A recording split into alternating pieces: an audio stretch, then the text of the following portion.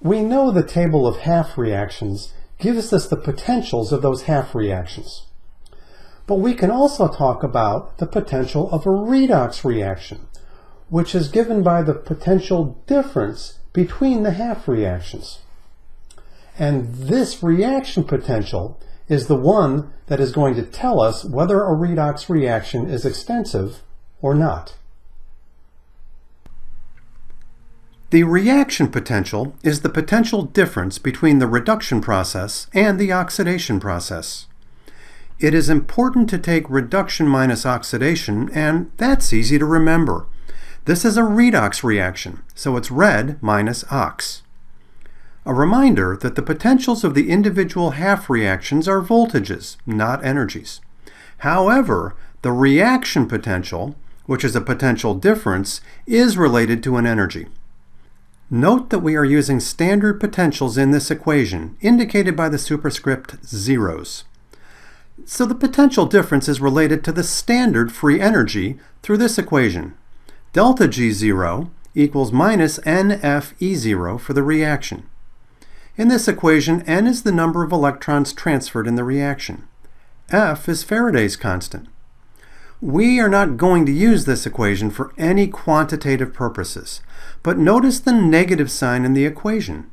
Since N and F are always positive numbers, a positive value of the reaction potential leads to a negative delta G0, which indicates an extensive reaction. A negative value of the reaction potential leads to a positive delta G0, which indicates a non-extensive reaction. Let's see how this works with a couple of examples. First, what is the potential of the reaction when nickel is added to a solution of copper 2+ ions? If we look at the table of reduction potentials, we can find these entries. The potential of the reaction is the potential of the reduction process minus the oxidation process. Looking at the two reactants, copper 2+, being an oxidizing agent, undergoes the reduction process. Nickel metal, being a reducing agent, undergoes the oxidation process. So the reaction potential is the copper potential minus the nickel potential. This would be 0.34 volts minus negative 0.23 volts, which works out to positive 0.57 volts for the reaction. Notice that we use the numbers directly from the table, keeping the signs from the table.